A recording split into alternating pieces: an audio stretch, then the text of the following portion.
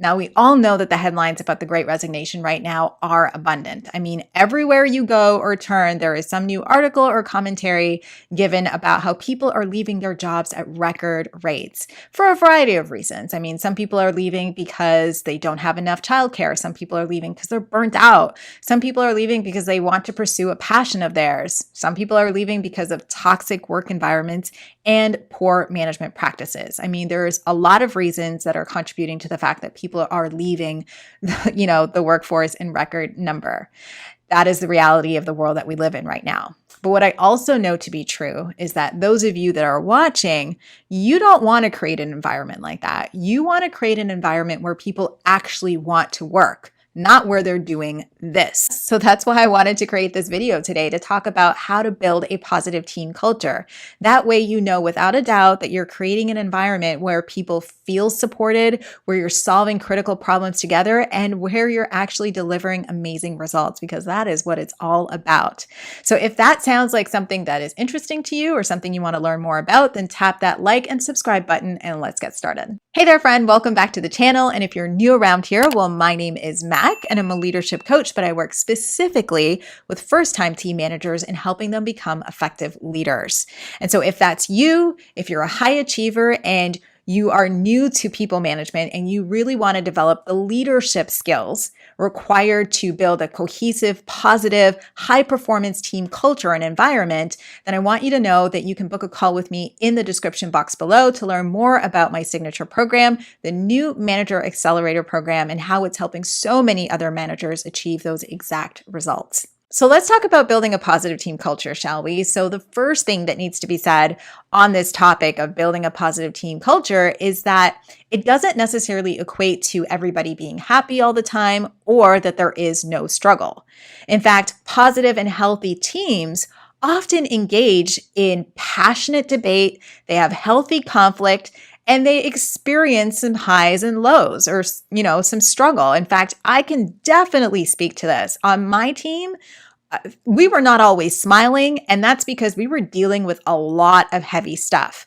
Sometimes more so than other seasons. It was like up and down, and we had a lot that we were dealing with. And so, like I said, we weren't always smiling. Things were tough, but we still had a positive team culture. Now, the reason I'm calling this out is because oftentimes when I talk to managers, they have a little bit of an unrealistic viewpoint around what a positive team culture is, right? They'll often describe an environment where everyone's like getting along all the time and things are just rainbows and butterflies, when that is so unrealistic, to be honest.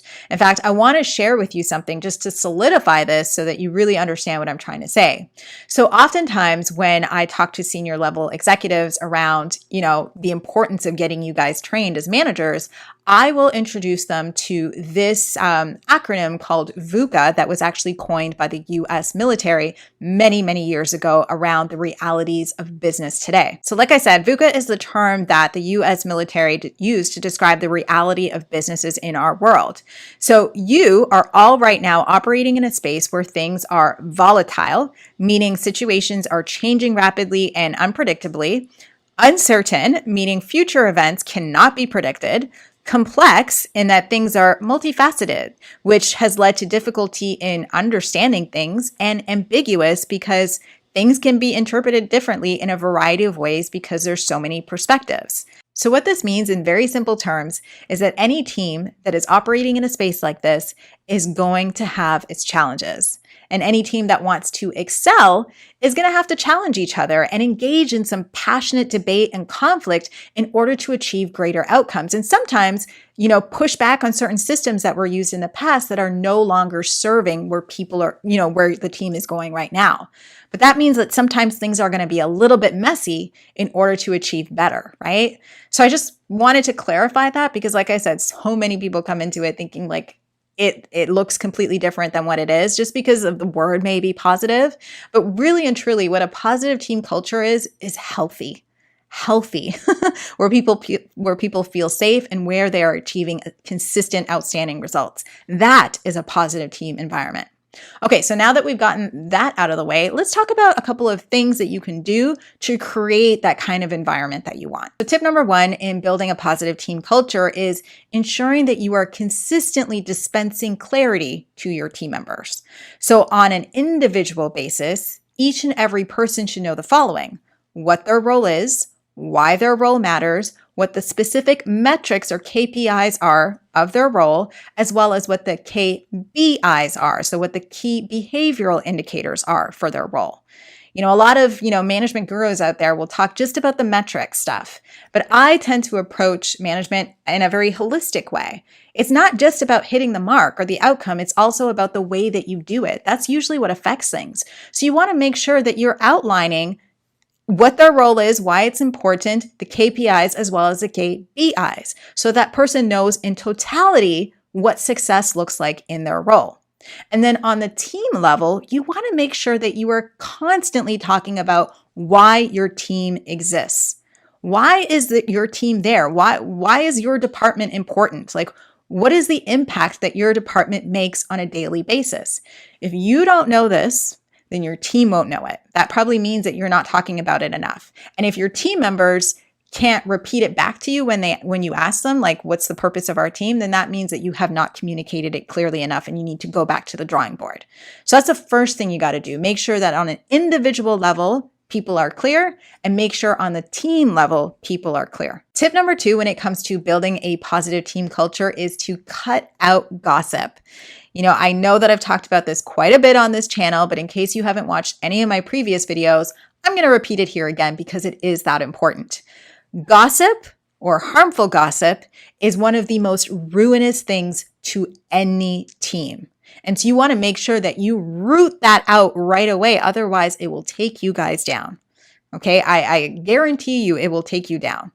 And so what you want to do if you want to cut out gossip is you have to make sure that you are defining to your team members what gossip looks like, right? Let them know right off the bat what it looks like, what it sounds like, and then educate them around how to respond if they hear it.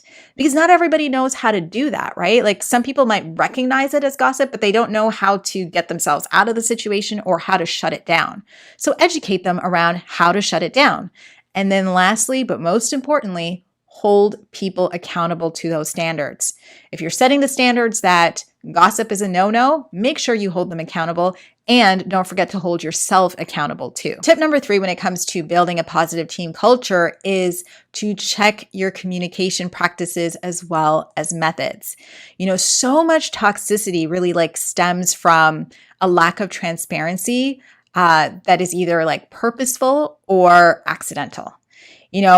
I cannot tell you how many times I personally have caused absolute team chaos and ridiculousness because of my poor communication. Sometimes I would say something and I would think, oh, everyone understood. Or I would talk really quickly and not really stop to gain perspective or to ask if they had any questions. Or I would just assume that they understood, which is so terrible. So please, please, please do not do what I did. Please ensure that you are always communicating clearly, that you're stopping to make sure that people actually understand and allowing them space to ask their questions, that you're always explaining the why behind what you're actually saying so they have the full context, that you're not telling them too late. Because sometimes even if you get the delivery right, maybe you're telling them far too late and then they're left wondering why didn't she tell me this before? Create for yourself some sort of checklist. That's what I had to do. I created for myself a checklist when it came to communication to ensure that I was hitting all the right marks and making sure that communication was a priority to me, because it is something that affects so many. And if you do it incorrectly in any way, it can cause so much chaos. Now, I did do a video on this, on, effective communication habits last year. So I will definitely link it like in the corner for you, as well as in the description box below. If you just want to like go over that, just to mull over just some of the best ways to deliver your communication, because delivery is like half the battle. But I will say, like I said, make sure that you have some sort of checklist so that you don't accidentally forget certain things or leave things out as you're communicating really, really important things to your team members. Tip number 4, when it comes to building a positive team culture, is to watch how you view as well as talk about setbacks on the team. You know, many years ago when I read the book 21 Irrefutable Laws of Leadership by John Maxwell, one of the things that he discussed in the book is just the fact that there's so much to be learned from your failures and your mistakes, right? A lot of people like to learn from their success stories, but actually there's so much more that you can learn from your failures. I think that's how he like came out with his book, Failing Forward. I'm pretty sure, but either way, the point is that there is a lot to be gained by learning from your failures. And so, yes, I know that sometimes when, the team has a setback or, mistakes are made, it can sting. It can really, really sting. But you never want to make people feel as though because they had a failure or because they made a mistake, that they're useless. Now, I know that you might be sitting there thinking to yourself, well, Mac, I would never make anyone feel or say to anybody that they're useless. Like that is just not me. And I'm sure you wouldn't say it. Like I'm pretty positive you wouldn't. But there are subtle things that you might say that might actually make someone feel that way. So for example, if you're constantly talking about the setbacks in a negative light, or if you're talking about what the team doesn't get right, or, their mistakes, pointing out their errors, then you can easily make people feel as though they're useless, right? And we don't want that. So you want to make sure that when there are failures or when there are setbacks, that you're reframing the way that you speak about it and that you're pointing it out as a lesson that can be learned so that you guys don't make the mistake again in the future. It's all in your framing, right? I mean, if you're just kind of like chastising people, talking about, we never get things right around here, then of course they're going to feel like really little. But if you point out the error and then say, okay, so what can we do as a team to ensure that this doesn't happen anymore? It's just a different way of viewing things. It's a different way of speaking about things that has a different feeling. You know what I mean? So you just want to watch your language as well as your own views around setbacks. Tip number 5 is to actively build trust. Trust is kind of like oil to an engine. It's what keeps the engine going, right? And if you don't have that oil, then the engine ceases. It's the same thing with your team. It's that trust between you and them and that they have with each other that keeps everything kind of moving and in order. If that's not there, you're going to have a lot of problems. And so we want to make sure that trust constantly exists between, all team members as well as you with them. Now, next week, I want to go a little bit deeper on this topic and talk a little bit more about how you can build trust within your team. In fact, if that's a topic you want me to consider next week, then tap that like button so I know that that's, a topic you want me to do. But I do want to just like really quickly touch on this in terms of actively building trust. The first step to actively building trust starts with you extending trust to your team members. Okay, that's how you actually gain their trust, their buy-in, is by you saying, I trust you, using trust active language and ensuring that you're empowering, delegating, and training them. And then once you do that, letting go to a certain extent. Now, I'm not saying abdicate your role and just like not support them. I just mean like once you've trained, nurtured, coached, developed someone to do something, let go of it. Don't hold on to it, because when you hold on to it, what you're saying is, I don't trust you to do this, right? So make sure that once you let go, you actually let go so that you are showing that you are extending trust to that individual. That is like the first step, really, to like creating a trusting relationship between you and your team members. If you're not doing that, then you're not going to have trust, to be quite honest. So that's where it starts.